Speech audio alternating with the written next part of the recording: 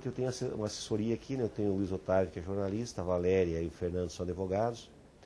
Tenho a Elaine, que trabalha no gabinete, que trabalha na secretaria, o Silton, que trabalha comigo, meu assessor, né? Viaja comigo e está sempre junto nas questões, às vezes eu faço comunidade, dirijo o carro também.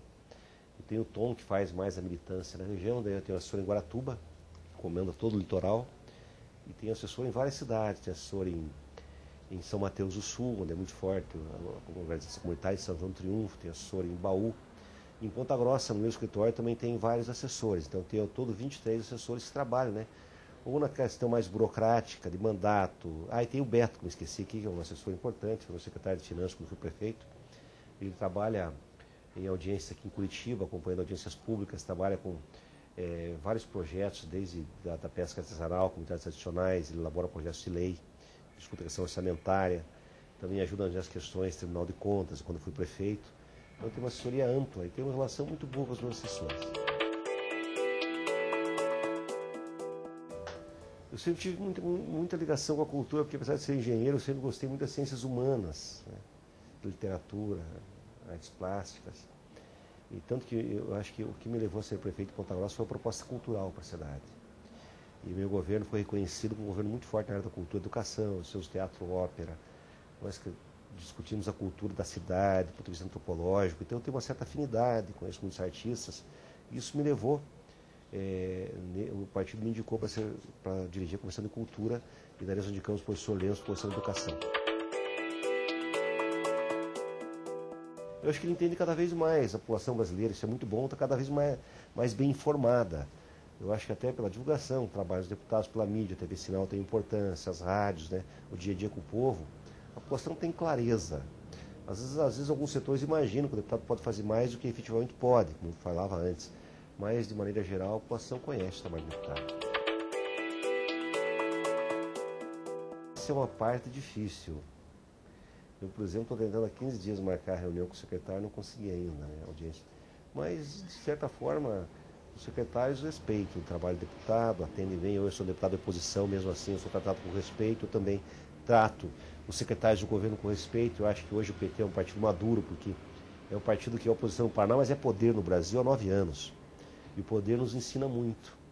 Antes de se conhecer o poder, a gente imagina que tudo pode ser feito, a crítica é muito fácil, mas no momento que você tem mais experiência, conhece a problemática do poder, a tua crítica é uma crítica menos maniqueísta, uma crítica mais madura.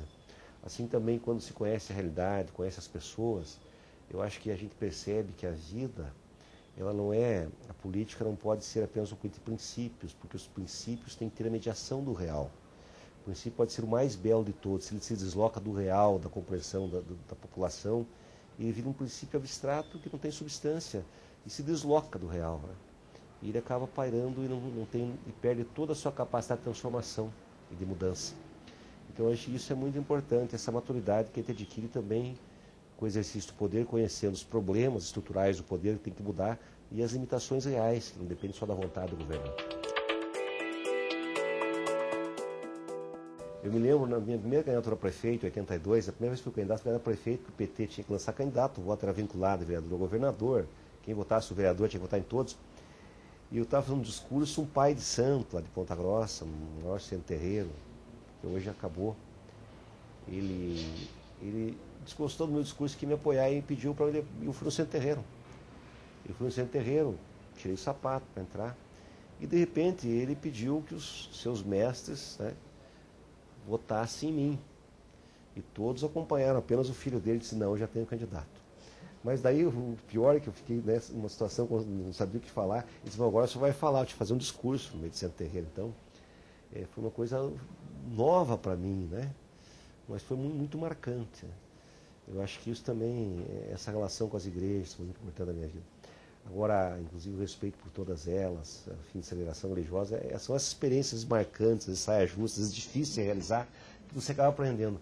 Mas cada momento da tua vida é um aprendizado. Por exemplo, um dia eu tive que fazer um discurso no velório, eu nunca imaginei isso. Isso é coisa de antigamente, mas eu tive que fazer, eu vi uma fotografia do Getúlio Vargas e foi interessante, quer dizer, é sempre um aprendizado, né? Agora, claro que tem momentos muito difíceis da vida da gente na política, e às vezes as derrotas eleitorais são difíceis. Eu, por exemplo, tive muitas derrotas também, tive vitórias e derrotas. Mas eu fui acostumado do PT a enfrentar a derrota, entender a política como um processo de construção. Às vezes pode ter uma derrota eleitoral, mas tem uma vitória política. Agora, eu sofri, digamos, que a derrota me abalou muito quando eu perdi a minha reeleição para prefeito de segundo turno, por uma margem pequena. Foi um momento, mas um momento também importante de repensar, né? No mito do Sísifo, um escritor francês, Camus, que ele tenta interpretar o mito Sísifo, quer dizer, aquele ser que é condenado, né, a carregar pedra até o alto da montanha durante sua vida, quando a pedra chega no alto, ela cai, ele tem que carregar de novo. Mas o Camus diz que na hora da descida da montanha, ele se interessa pelo personagem na hora que ele desce a montanha.